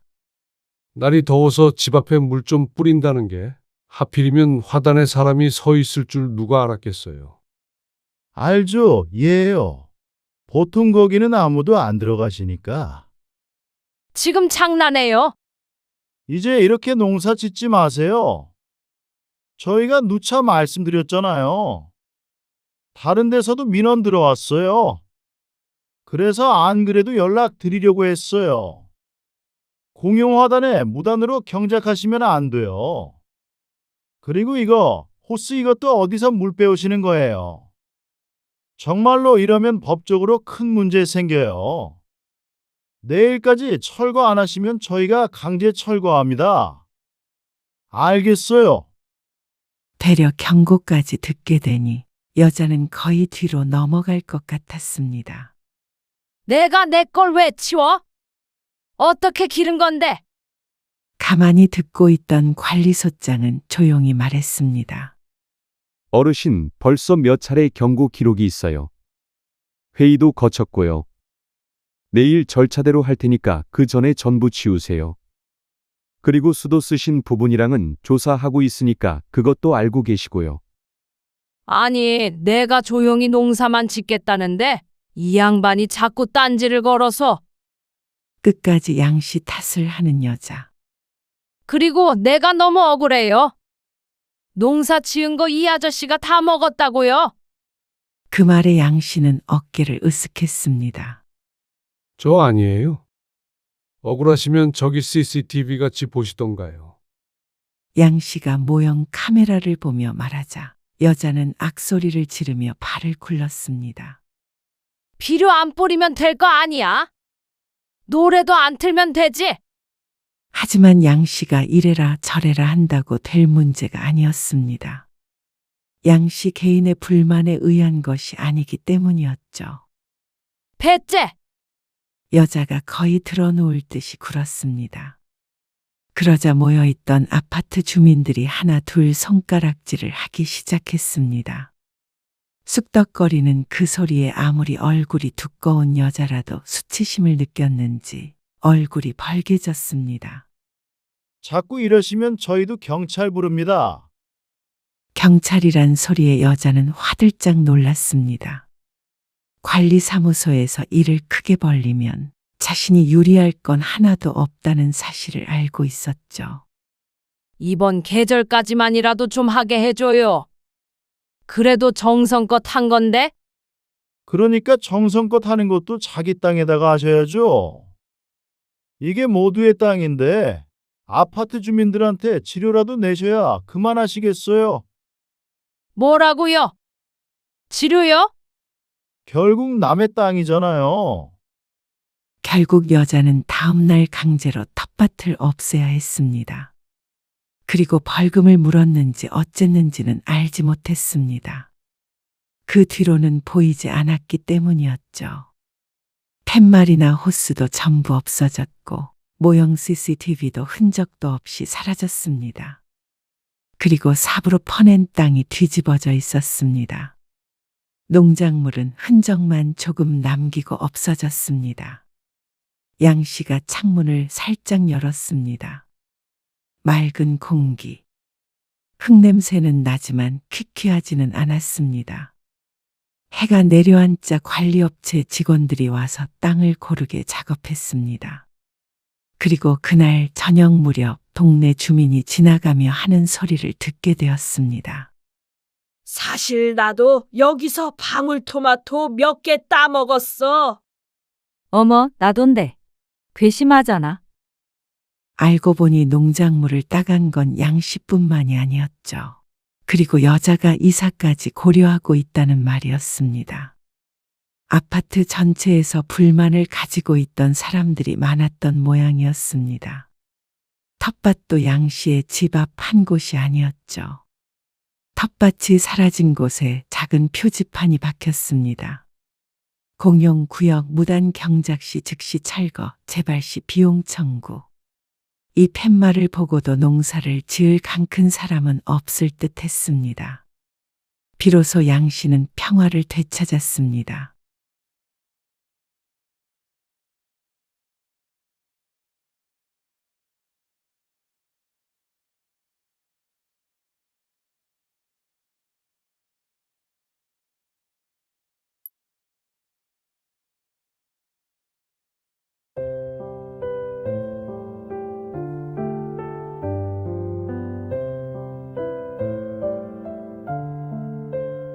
그래서 지금 제주도에 가겠다는 말이야? 그러면 비행기랑 숙소랑 다 예약을 해놨는데 취소해. 취소를 못해? 그래도 나만 빠지면 이게 아무튼 곤란하잖아. 장인 장례식에 사위가 빠지는 건 안 곤란하고? 왜 이렇게 날카로워? 근데 그 장례를 좀 미루는 건 어렵겠지? 뭐? 아니, 왜 하필이면 오늘 돌아가시냐? 뭐라고? 그리고 솔직히 장인어른 오래 사셨잖아. 젊어서 갑자기 돌아가신 것도 아니고 말이야. 갑자기 돌아가신 게 아니고 오래 사셨으니까 장례식 같은 거는 안 가도 된다는 말이야? 아, 그런 소리가 아니잖아. 나도 입장이 곤란하니까 하는 소리잖아. 당신도 그렇게 난리칠 거 없다는 말이지? 오늘 이야기 속 주인공은 60세 백상희 씨입니다. 그리고 그녀의 남편에 관한 이야기이죠. 백 씨는 이만 30년 넘는 결혼 생활을 정리하고자 했습니다. 이만큼 참고 살았으면 그냥 살아라 라고 말하는 사람들도 있었지만 남은 30년을 이렇게 산다고 하면 끔찍했습니다. 어떻게 가장 내 편이 되어야 하는 사람이 이토록 증오스러워질 수 있나 싶었습니다.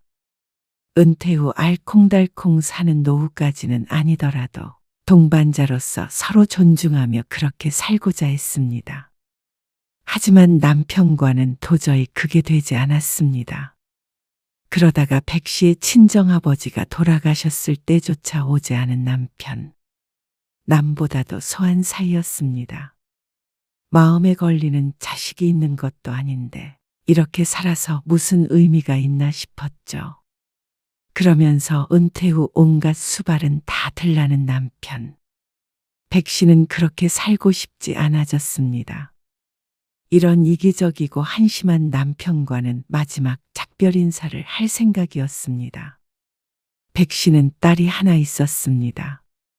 어느 순간 가정일에 무심했던 남편 탓에 자식을 위안 삼아 살았지만 그것도 딸이 어렸을 때나 가능한 일이었습니다.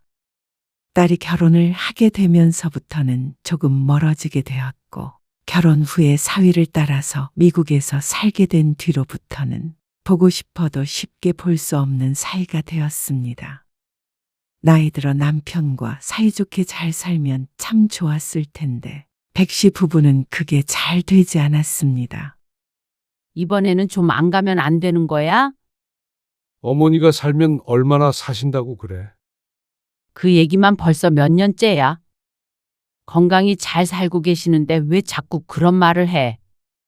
어쨌거나 명절이면 가족들 보러 가야 할 거 아니야. 우리 나이가 몇인데 아직까지 명절에 가서 일을 해야 해. 가면 당신이 무슨 일을 한다고 그래? 사람이 그렇게 많은데.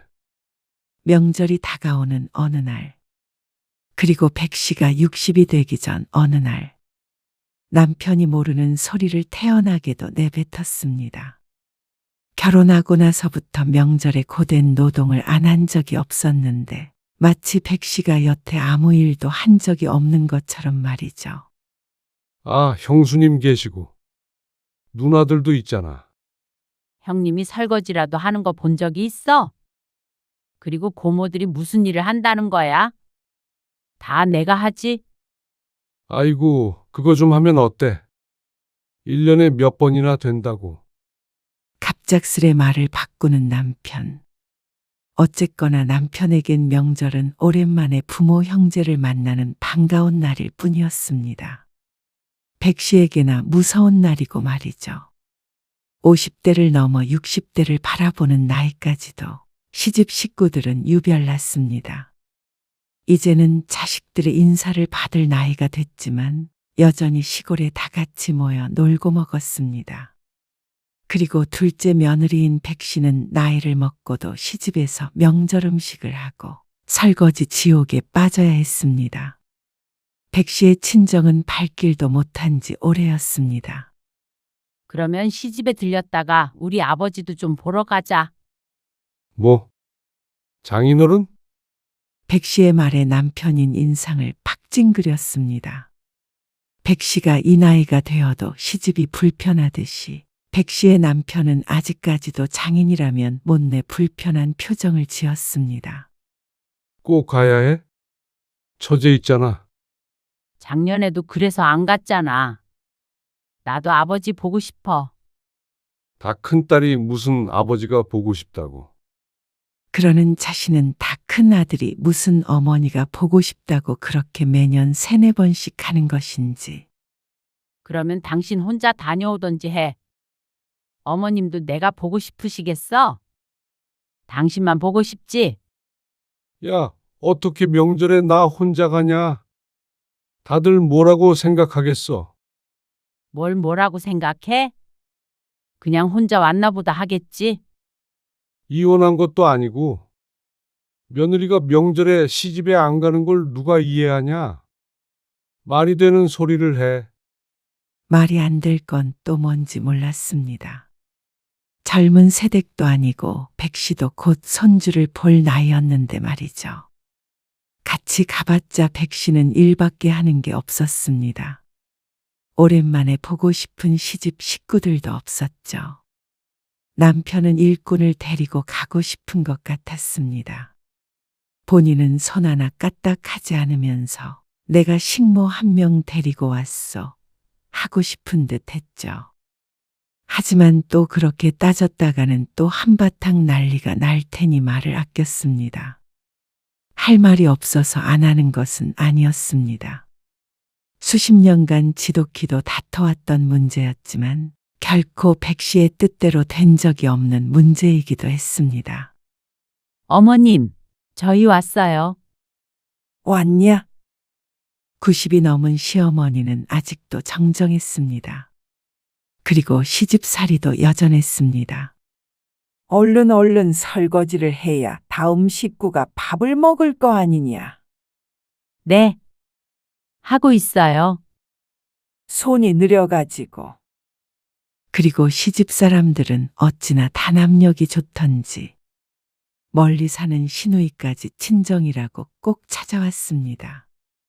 근처에 살고 있는 조카들까지 오면 시골집이 북적북적했습니다.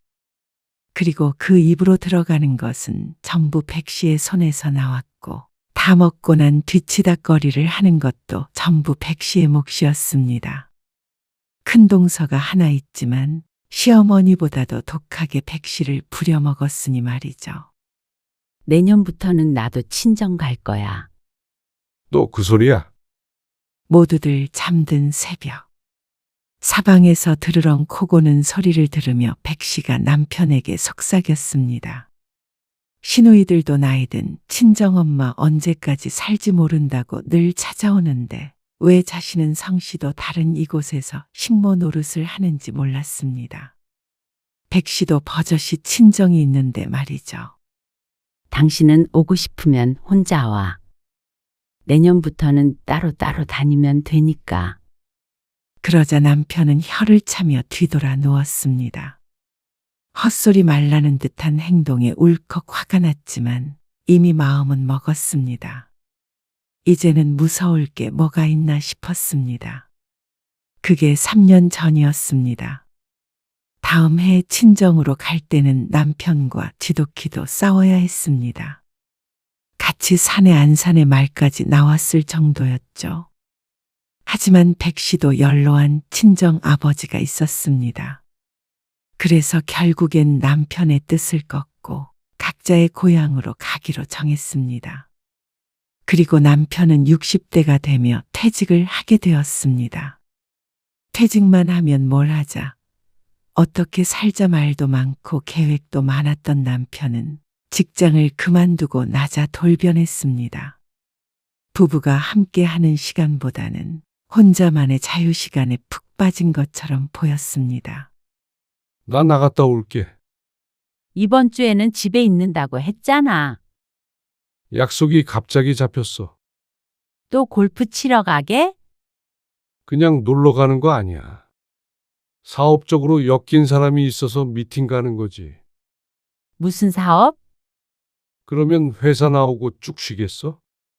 골프도 다 그래서 치는 거야. 내가 뭐 당신만 두고 놀러 가나. 그리고 나 좀 그냥 냅둬라.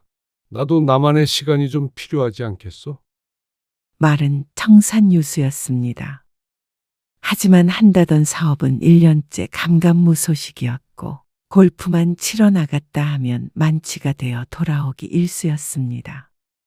그러니 백씨가 예민하게 구는 것도 다 이유가 있었죠. 남편이 퇴직하고 나서 백씨는 오히려 더 외로워졌습니다. 백씨는 여전히 일을 하고 있었는데 남편은 쉬는 동안 집에 있는 경우가 적었습니다.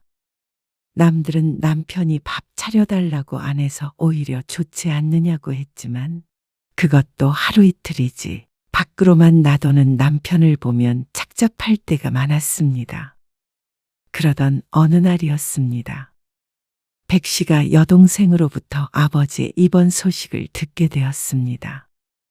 아버지 상태가 많이 안 좋으신 거야? 그 정도는 아닌데 그래도 연세가 있으시잖아. 어디가 어떻게 편찮으신데? 아직 잘 모르겠어. 검사를 이것저것 하긴 했는데 위에 염증도 있고. 자세한 건 결과가 나와봐야 알 것 같아. 금요일 저녁에 일 끝나고 갈게. 그래. 알았어.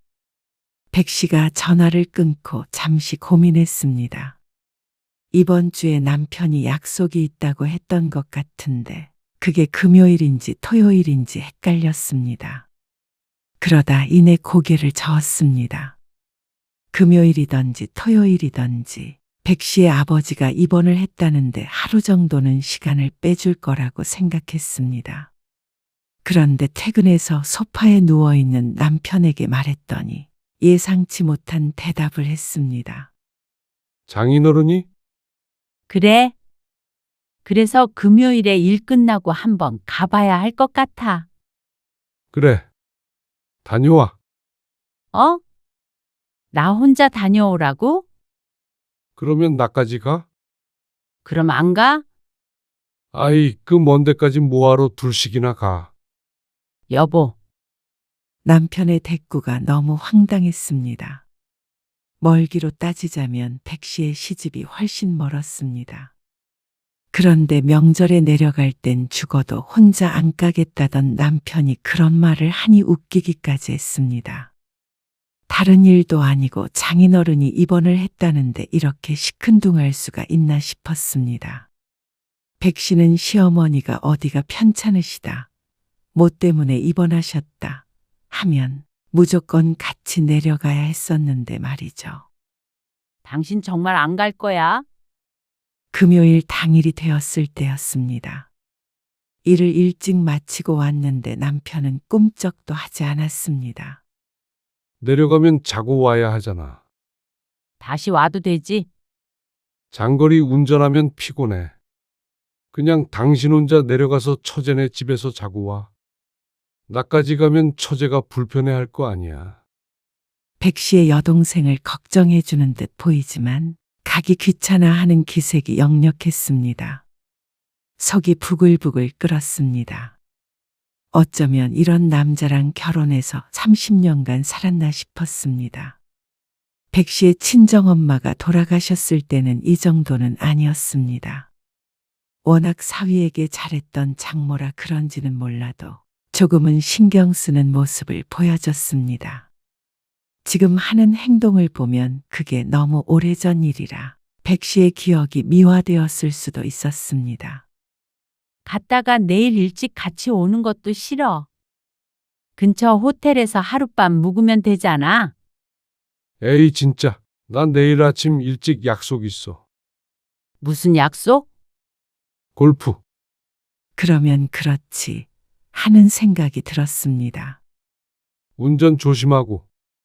남편은 백 씨를 향해 걱정하는 듯 무심한 말 한마디를 던졌습니다.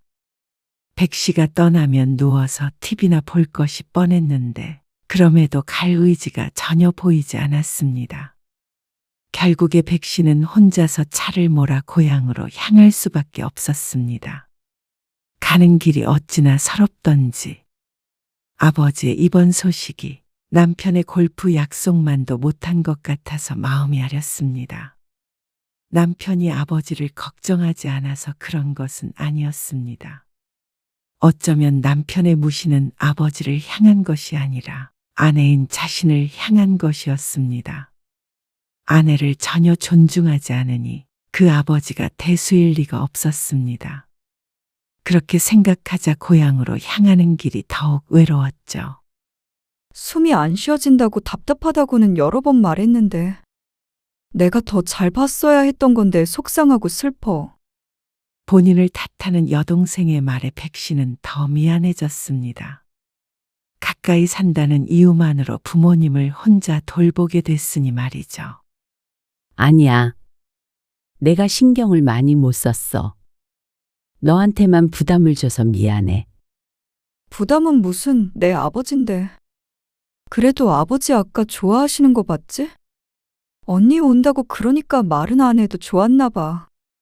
내가 자주 올게. 바쁜데 뭘. 근데 형부도 바쁘지? 혼자 온 백 씨가 의아했던 것인지 여동생이 물었습니다. 바쁘지. 못 와서 미안해 했어. 사는 게 먼저지 뭐. 아버지 곧 퇴원하실 텐데. 퇴원하시기 전에 한 번 더 올 수 있으면 올게. 여동생은 금방 퇴원할 것처럼 이야기했지만 그 다음 주도 또 그 다음 주에도 아버지는 여전히 병원 침대에 누워 있었습니다. 백 씨는 주말마다 혼자 내려갔습니다. 아무래도 아버지의 상태가 심상치 않은 것 같아서 말이죠. 어느 순간부터는 산소호흡기를 하고 있었는데 그 모습이 곧 돌아가시기라도 할 것처럼 보였습니다. 여보, 이번 주말에는 같이 좀 가자. 아버지 상태가 점점 위중해지자 남편에게 말했습니다. 금방 퇴원하시는 거 아니었어? 하지만 남편은 전혀 관심이 없는 듯 보였습니다. 근래 들어서 집에 있는 때가 적었고 늘 밖으로만 나돌았습니다. 그래도 아버지가 위중하다는데 한 번은 같이 가줄 줄 알았습니다. 단 한 번도 안 갈 줄은 몰랐죠. 당신, 우리 아버지 걱정해달라는 소리는 안 하는데. 그래도 사위로서 책임감은 좀 있어야 하는 거 아니야? 그러자 남편이 심드렁하게 말했습니다. 아니, 처제도 있고 그런데 왜 당신이 그렇게 난리야? 장인어른 연세가 있는데 편찮으실 때마다 갈 거야? 그러는 자신의 어머니 일이라면 발벗고 나서면서 참 서운하게 말했습니다. 백 씨는 남편에 관해서는 어느 정도 포기를 하게 되었습니다. 특히나 근래 들어서는 소통도 잘 되지 않는 남편은 같이 사는 남이나 마찬가지였습니다. 차라리 그렇게 생각하는 게 마음이 편했습니다. 그러다 아버지가 입원한 지 2달이 채 안 되었을 때 비보를 듣게 되었습니다. 뭐? 아버지가 여동생의 전화를 받고 정신이 하나도 없었습니다. 산소호흡기를 하고 있는 모습을 보고 어느 정도 마음의 준비를 했다고 생각했는데도 부모의 부골한 심장을 바닥으로 떨어뜨렸습니다. 아무리 나이를 먹었어도 그건 다르지 않았죠. 뭐야, 벌써 퇴근했어? 여보, 아버지가 돌아가셨대. 뭐? 장인어른이? 이번 소식에는 남편도 놀란 듯 했습니다. 백 씨는 황급히 짐을 쌌습니다. 당신 뭐해? 백 씨와는 다르게 남편은 꿈쩍도 하지 않았습니다. 처음에는 놀라서 그런가 싶었는데 남편이 어쩐지 쭈뼛거리는 듯 했습니다. 백 씨가 묻자 남편이 머뭇거리며 대답했습니다. 말했잖아. 오늘 나 제주도 간다고. 뭐? 아니, 골프 모임 있잖아. 친구들 여럿과 모임 같은 걸 하고 있는 건 알았습니다. 그리고 제주도 얘기를 꺼냈던 것도 기억하고 있었죠. 요즘 냉전 상태일 때가 많으니 크게 신경 쓰지 않았을 뿐이었습니다. 그런데 둘이서 진득하게 얘기를 나눴던 기억도 요새는 별로 없었기 때문에 잊고 있었죠. 그게 오늘이었다니. 하지만 그렇든 아니든 간에 제주도라는 단어가 지금 이 시점에서 나올 단어는 아니라고 생각했습니다. 오늘 가면 며칠 있다가 오는 거 아니야? 그렇지. 저녁 비행기로 간다는 남편. 원래대로라면 백 씨가 퇴근해서 집에 오면 없었을 거라는 말이었습니다.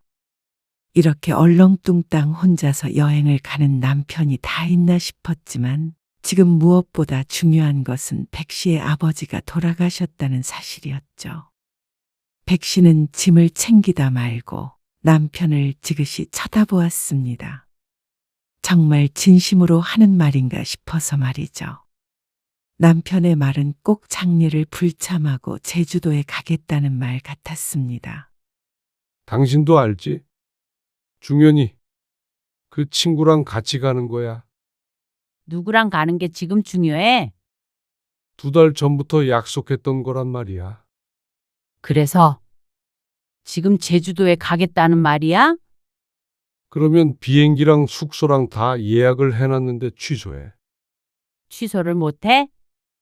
그래도 나만 빠지면 이게 아무튼 곤란하잖아. 장인 장례식에 사위가 빠지는 건 안 곤란하고? 왜 이렇게 날카로워? 계속되는 백 씨의 추궁에 남편도 기분이 상한 듯 인상을 썼습니다. 그런데 말투를 가지고 꼬투리를 잡으니 할 말이 없었습니다. 지금 이런 실랑이를 하고 있는 것조차 어이가 없고 화가 났습니다. 어디서부터 어떻게 설명을 해야 잘못됐다는 사실을 알 것인지 몰랐습니다. 그 장례를 좀 미루는 건 어렵겠지? 뭐? 아니, 왜 하필이면 오늘 돌아가시냐? 뭐라고? 그리고 솔직히 장인어른 오래 사셨잖아. 젊어서 갑자기 돌아가신 것도 아니고 말이야. 갑자기 돌아가신 게 아니고 오래 사셨으니까 장례식 같은 거는 안 가도 된다는 말이야? 아, 그런 소리가 아니잖아. 나도 입장이 곤란하니까 하는 소리잖아. 당신도 그렇게 난리칠 거 없다는 말이지? 난리? 지금 내가 난리치는 거야? 당신이 난리치는 거야? 백 씨는 더 이상 남편과 대화하기를 포기했습니다. 남편은 이미 마음을 정한 듯 보였습니다. 당연히 같이 내려갈 거라 생각했던 백 씨의 탓인 듯 했습니다. 이렇게 오래 같이 살았는데도 남편을 몰랐던 백 씨의 잘못이었죠. 최근 들어 실망스러운 모습을 많이 보긴 했지만 인간이 이 정도로 바닥일 거라고는 생각하지 못했습니다. 퇴직 후 자신의 인생을 찾겠다며 집은 내팽개치고 살아도 이해하려고 노력을 했습니다. 자기 멋대로 혼자만 잘 살려고 했어도 그래도 부부간의 정은 남아있다고 생각했죠. 하지만 어쩌면 모든 것이 백 씨의 착각일 뿐일지도 몰랐습니다. 그렇게 믿고 싶었던 것이었죠. 백 씨는 남편에게 말없이 집을 나섰습니다. 그런데 남편도 붙잡지도 또다시 설득하려고 하지도 않았습니다. 백 씨도 이제 더 이상 남편에게 아무것도 바라지 않았습니다. 언니, 어떻게 혼자 왔어? 그렇게 됐어. 여동생은 더는 캐묻지 않았습니다. 그동안 병문안 한 번 안 온 형부에게 여동생조차 기대가 없는 듯 했습니다. 그리고 백 씨의 표정이 너무 처참해서 더는 묻지 못했을 것이었습니다. 제부가 고생이 많네. 미안해. 아니야. 아버지랑 각별했잖아. 딸만 둘이고 친척도 많지 않아 여동생의 남편이 굳은 일을 도맡아 했습니다. 1년간 아버지를 모시고 살기도 했고 참 고마웠습니다. 많이 울어 눈가가 빨간 것을 보니 자신의 남편과 너무 비교가 됐습니다. 혼자서 온 것도 창피했고 서글펐고 미안했습니다. 그리고 아버지도 아버지이지만 스스로가 불쌍했습니다. 둘째 날에는 미국에 있던 딸과 사위도 왔습니다. 일 때문에 오래 머무르지 못하고 다음 날 돌아가야 했지만 그래도 할아버지가 돌아가셨는데 당연히 와봐야 하는 거 아니냐고 말했죠. 그런데 아버지가 없다는 사실에 의아한 듯 했습니다. 아빠는 언제 오신대요? 그리고 그 질문은 백 씨가 지겹도록 들은 것이었습니다. 이 집 큰 사위는 왜 안 왔어? 이혼했나? 장례식장에서 친척들과 다른 조문객들이 하나같이 물었습니다. 사정이 있어서. 그때마다 백 씨는 어색하게 웃으며 둘러대야 했습니다. 속으로는 얼굴이 화끈거렸고 치욕스럽기까지 했습니다. 딸에게조차 백 씨는 거짓말을 할 수밖에 없었습니다. 급한 일이 있어서 못 왔어. 하지만 곧 남편과 통화를 했는지 딸은 분개했습니다. 아니, 아빠 어쩜 이럴 수가 있어요? 아니, 도대체 이게 말이 되나? 얼이 빠져 보이는 딸을 보니 백 씨는 오히려 덤덤할 수 있었습니다. 제주도에 가셨다는 거예요, 지금? 딸은 제주도라는 단어를 특히 숨죽여 조용히 내뱉었습니다. 혹여나 누가 듣기라도 한다는 듯이 말이죠. 그래. 골프 치러. 그러자 딸은 눈을 질끈 감았습니다. 그 모습을 보고 백 씨는 작게 한숨을 쉬었습니다. 미국에서 날아온 딸에게 부끄럽지도 않은지 남편은 백 씨에게 연락 한 통이 없었습니다. 아주 즐거운 시간을 보내고 있는 것 같았죠. 다음 날 딸은 돌아갔습니다. 발걸음이 떨어지지 않는 듯 했지만 백 씨는 의외로 괜찮았습니다. 마음속에서 무언가 정리가 된 기분이었습니다. 어쩌면 홀가분한 것 같기도 했습니다. 장례를 마치고 돌아온 날, 집엔 아무도 없었습니다. 백 씨는 식사도 하지 않고 잠만 잤습니다. 그리고 그 다음 날, 현관문 열리는 소리가 났고 잠시 뒤에 남편이 안방 문을 열고 들어왔습니다. 여보, 자. 백 씨가 대답하지 않자 남편이 조심스럽게 다시 한번 물었습니다. 장인어른 잘 보내드렸어? 궁금은 해? 그제서야 대꾸하는 백 씨에게 남편도 할 말이 없는지 멋쩍은 기색이었습니다. 그러는 당신은 즐거운 시간 보냈어? 에이, 장인어른 돌아가셨는데 내가 거기서 웃고 즐겼겠어? 당연히 신경 쓰이고 슬프고 그랬지. 상황이 어쩔 수가 없어서 간 거야. 제주도 여행을 누가 강제로 보냈어? 아니, 다 같이 가는 거니까.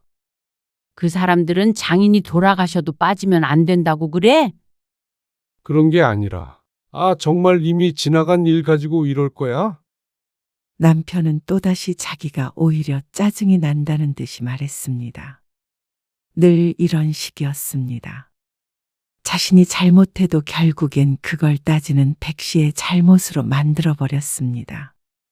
싸우다가도 일이 커지는 게 싫었던 백 씨는 더는 싫은 말을 하지 않았습니다. 하지만 그래서 남편이 이렇게 됐는지도 몰랐습니다. 자기 말만 맞고 남이야 어째되건 신경도 쓰지 않았습니다. 그런데 아무리 그런 성격인 건 알고 있었다고 하더라도 이건 도가 지나쳤습니다. 아내의 아버지가 돌아가셨는데 골프 여행을 가는 남편이라니. 이건 TV에도 나올 법한 이야기였습니다. 백 씨도 남의 이야기였다면 정말 실화가 맞는지 믿기 어려웠을 것 같았습니다. 야, 솔직히 너도 우리 집 제사 빠진 적 있어 없어? 한 문장에서 도대체 문제를 몇 개나 지적해야 할지 암담했습니다. 지금 당신네 제사랑 우리 아버지 장례식이랑 비교를 해? 크게 다를 건 없지, 뭐. 우리 아버지 장례식은 단 한 번뿐이잖아. 당신 아버지 돌아가셨을 때 내가 어떻게 했는지는 기억 안 나? 그건 참나 미안하다. 미안해. 그러니까 그만해. 아주 남편을 잡으려고 하네. 사업차 꼭 필요한 모임이었어. 알지도 못하면서 화만 내고 그래. 그래, 그 사업 도대체 언제 할 건지는 몰라도 알았어. 더 이상 얘기 안 할게. 그러자 남편의 표정이 환해졌습니다. 하지만 백 씨의 말은 그게 끝이 아니었습니다. 근데 당신이 안 온 건 우리 아버지 장례식이 아니야. 그게 무슨 말이야? 어리둥절해 하는 남편에게 백 씨가 말을 이었습니다. 당신이 안 온 건 우리 결혼 생활 마지막 날이야. 뭐? 무슨 말인지 모르겠다는 듯이 인상을 찌푸리는 남편. 곰곰이 말을 곱씹더니 헛웃음을 지으며 말했습니다. 뭐라고? 우리 결혼 마지막 날? 그래. 야, 참. 장례식 때문에 이혼하는 게 말이 돼. 너는 남편보다 돌아가신 아버지가 더 중요하냐? 이런 남편이라면 그렇지. 이런 남편? 말 다 했어. 그래. 이제 당신과는 할 말 없어. 이혼이 장난인 줄 알아? 이렇게 충동적으로 내뱉을 말 아니야. 그러면서 이번 한 번만은 넘어가 주겠다는 듯이 돌아서는 남편. 하지만 백 씨의 마음이 바뀔 일은 없었습니다. 어쩌면 진작에 파탄난 부부관계인지도 몰랐습니다. 삐그덕거렸던 것은 아주 오래전부터였죠. 남편이 그런 결혼 생활에 제대로 종지부를 찍어줬습니다. 어떻게 생각해보면 고마웠습니다. 이런 일이 없었더라면 70, 80까지 질질 끌어갈 관계였습니다. 그리고 그러면서 백 씨는 점점 지쳐갔겠죠. 이혼은 뭐 혼자 하냐? 남편은 콧방귀를 뀌었습니다. 이혼 도장을 찍어줄 수 없다며 말이죠. 하지만 백 씨는 집을 나올 준비를 했습니다. 며칠 동안 부동산을 다니며 혼자 살 집을 구했습니다. 그런 백 씨를 남편은 비웃었습니다. 분명히 남편의 휴대폰에서 사진 한 장을 발견할 때까지는 그랬죠. 남편의 휴대폰이 백 씨의 명의였는데 해지해버리기 위해서 휴대폰을 열었는데 제주도에서 찍은 사진을 보게 되었습니다. 날짜를 보니 아버지의 장례가 있던 때였습니다. 배경은 제주도 골프장이었죠. 그리고 옆에서 웃고 있는 것은 종연인지 중연인지 하는 친구나 다른 지인들이 아니라 한 여성이었습니다. 다 같이 갔는지 둘만 갔는지는 모르겠지만 함께 골프 여행을 갔다는 건 알 수 있었습니다. 허리인지 가슴인지 모를 애매한 곳에 손을 두르고 볼을 딱 붙이고 있는 것이 둘의 관계가 심상치 않은 것 같았습니다. 그리고 넘겨본 사진에서는 좀 더 개인적이고 은밀한 모습을 볼 수 있었는데 제주도 여행을 하는 듯 했습니다. 누가 보아도 내연 관계로 의심이 되었습니다. 백 씨는 충격받지 않았습니다. 이 정도로 충격받기엔 그동안 겪은 일들이 많았습니다. 백 씨는 이제 남편에게 어떠한 기대도 하지 않았습니다. 숨겨둔 애가 있다고 하더라도 놀라지 않을 자신이 있었죠. 나랑 이혼하고 그 여자랑 살아. 뭐? 대신 당신이 한 행동에 대해서는 분명히 책임을 져야 할 거야. 백 씨는 변호사 사무실을 찾아 이혼 소송을 했습니다. 남편의 휴대폰 안에 있던 사진들은 이미 백 씨의 손에 있었습니다. 그리고 백 씨가 그동안 몰랐던 것이지 증거는 차고 넘쳤죠. 백 씨는 조용히 이혼하는 조건으로 남편 앞으로 된 재산의 상당 부분을 받게 되었습니다. 처음부터 상간녀 소송 같은 걸 생각하지 않았습니다. 위험용으로 언급하기는 했지만 백 씨는 최대한 돈을 많이 받는 게 목적이었습니다. 이혼 후에 삶이 팍팍해지지 않으려면 그것이 가장 중요했죠. 결국에 백 씨는 그 해에 남편과 협의 이혼을 했습니다. 살던 집이 백 씨의 앞으로 넘어왔는데 곧장 팔아버렸습니다. 그 집에서 살고 싶지도 않았고 남편과의 추억을 떠올리고 싶지도 않았습니다. 남편과는 연락 한 번 안 하고 지냈습니다. 딸도 아버지에 관해 언급하지 않아서 어떻게 살고 있는지는 알지 못했고 알고 싶지도 않았죠. 그리고 그렇게 1년 정도가 지났을 때 남편에게서 연락이 왔습니다. 어쩌면 짐작하고 있던 연락이었습니다. 잘 살리가 만무했죠. 여보, 우리 어머니 돌아가셨어. 그래, 명복을 빌게. 당신은 안 올 생각이지? 설마 그걸 바라는 건 아니지. 그런 거 아니야. 그냥 당신이랑 떨어져 살다 보니까 말이야. 내가 당신한테 참 무심했더라고. 그걸 지금이라도 알았으니까 다행이라고 해야 해.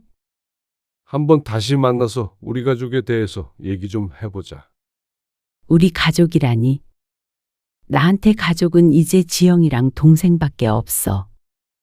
딸과 여동생만이 유일한 가족이라는 백 씨의 말에 남편은 말문이 막힌 듯 보였습니다. 그 여자랑 잘 안 됐나 보지. 그렇다고 당신하고 재결합할 거라고 생각했다면 당신은 정말 구제불능이다. 여보, 여보라고 부르지 마. 나는 당신하고 안 살면서 드디어 숨 쉬고 사는 것 같으니까. 다 늙어서 이렇게 남편을 버리는 여자가 어디 있어? 당신이 그렇게 원하는 자유를 주겠다는데 뭐가 문제야? 다시 한번 생각해줘. 남편은 화를 냈다가 설득했다가를 반복했습니다. 그 여자랑은 아무 사이도 아니야. 그리고 당신한테 다 퍼주고 나는 빈털터리가 됐는데 어떻게 살라는 거야? 알아서 잘 살아. 그게 남편과의 마지막 대화였습니다. 그 뒤로는 전화번호도 바꾸고 거주지도 알려주지 않았죠. 딸에게도 연락하는 것 같긴 했지만 딸도 아버지를 탐탁지 않게 여겼습니다. 그러니 남편은 혼자일 수밖에 없었습니다. 물론 시집 식구들에게 갔는지는 몰랐습니다. 더 이상은 모르는 사람처럼 살고 싶었습니다. 그리고 말년에 참 잘한 선택이었다는 생각을 했습니다. 이혼하고 난 뒤 오히려 경제적으로 어렵지 않았고 누구의 눈치도 안 보고 살 수 있었습니다. 남들이 황혼이혼 하는 게 어쩌면 이해가 가기도 했습니다. 백 씨는 드디어 행복할 준비가 된 것 같았습니다.